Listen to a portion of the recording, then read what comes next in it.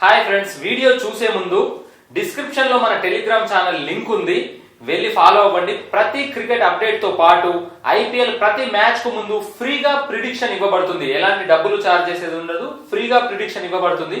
Please దయచేసి follow అవ్వండి. Thank you. Kohli 2 మ్యాచ్లు బ్యాక్ టు బ్యాక్ దుమ్ము దులిపేసిన. ఇక T20 వరల్డ్ కప్ లో నాకు ప్లేస్ కన్ఫర్మ్ కదా. ఏందో అన్నా నువ్వు T20 వరల్డ్ కప్ ఉందంటేనే ఆడతావు, లేదంటే ఆడవు. ఎందుకు ఈ వరల్డ్ కప్ ఇచ్చి నీకు? ఒక్కసారైనా టీమిండియాకు కప్పునివ్వాలి, ఒక్కసారైనా ఆర్సీబీకి కప్పు ఇవ్వాలి. అందుకే T20 వరల్డ్ కప్ దగ్గరలో ఉన్నప్పుడే ఆర్సీబీ కోసం బాగా ఆడతా నేను. ఓ దినేష్ కార్తిక్, నువ్వు వరల్డ్ కప్ కోసం ఆడుతున్నావు సరే, ఫస్ట్ మనం ఈసారి కప్పు కొట్టేలా బ్యాటింగ్ చెయ్యి. అన్ని మ్యాచ్లు ఇట్లే ఆడాలా, 1-2 మ్యాచ్లు కాదు. నాకు అన్ని గుర్తున్నాయి ఫ్యాఫ్ డు ప్లెసిస్. లాస్ట్ టైం నేను సరిగ్గా ఆడలేదని చెప్పి పోస్ట్ మ్యాచ్ ప్రెజెంటేషన్ లో నా గురించి ఎలా పడితే అలా మాట్లాడావు. అవును, ఆడకుంటే అంటారు మరి, అనిపించుకోవాలి. ఇప్పుడు బాగా ఆడావు కాబట్టి పొగుడుతున్నా. సరేలే, మనకు నెక్స్ట్ మ్యాచ్ కేకేఆర్ తో ఉంది. చాలా డేంజరస్ టీం. ఆ రసూల్ గాడు పిచ్చ కొట్టుడు కొడుతున్నాడు.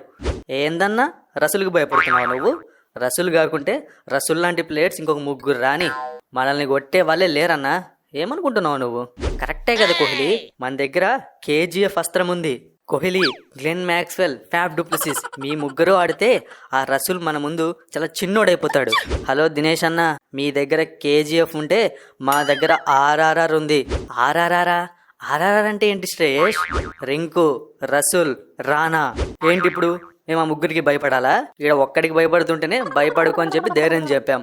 3 అంటే అసలు లెక్కే చేయము. దినేష్ కార్తిక్, నువ్వు మ్యాథ్స్ లో వీకా ఏంటి? 1 కన్నా 3 ఎక్కువ, అయినా కూడా భయపడం మేము. ఈడెన్ గార్డెన్స్ గ్రౌండ్ లోనే చుక్కలు చూపించిన SRH కు ఇక చిన్నస్వామి స్టేడియం చిన్నగా ఉంటుంది. ఇక మీకు ఊహకే వదిలేస్తున్నా, నేను జస్ట్ టచ్ చేసినా సరే 6లు పోతాయి అక్కడ. చూడు రసెల్, నువ్వేదో గట్టిగా కొట్టేస్తున్నావు అని చెప్పి ఊగిపోతున్నావు. ఒక్క బాల్ చాలు నిన్ను అవుట్ చేయడానికి. ఏదో ఒక బాల్ ఎడ్జ్ తీసుకుంది అంటే లటక్కున క్యాచ్ పట్టేస్తా. హలో కోహ్లీ, మొన్న నా బౌలింగ్ చూసినావా? 4 ఓవర్లు బౌలింగ్ చేసి ఒక్క 4 కూడా ఇవ్వలేదు. అట్లుంటుంది నా బౌలింగ్ తో.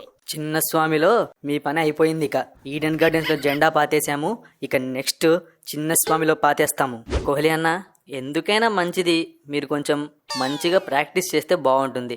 అంటే బౌలింగ్ గురించి మాట్లాడుతున్నా. మా బ్యాటింగ్ చాలా భయంకరంగా ఉందన్న.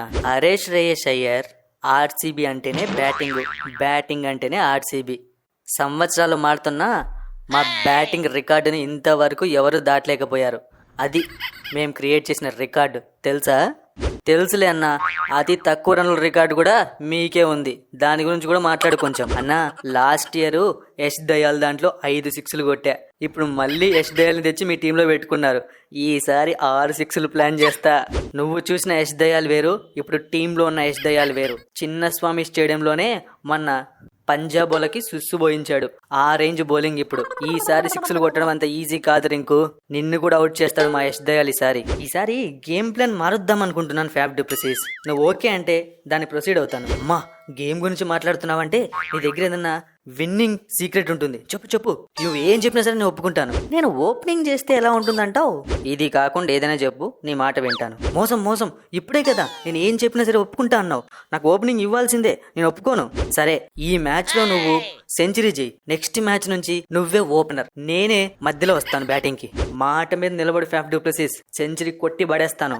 ఏంటి ఫ్యాఫ్, అంత పెద్ద మాట ఇచ్చేసావు? సెంచరీ కొట్టేస్తే అంత సీన్ లేదు. ఏదో అలా రెచ్చగొడితే ఒక హాఫ్ సెంచరీనో ఒక 70నో కొట్టేస్తాడని చెప్పిన. సెంచరీ కొట్టలేడులే అబ్బా, నువ్వేం టెన్షన్ పడకు. నాకు తెలీదా ఏం జరుగుతుందో ఏం జరగదో?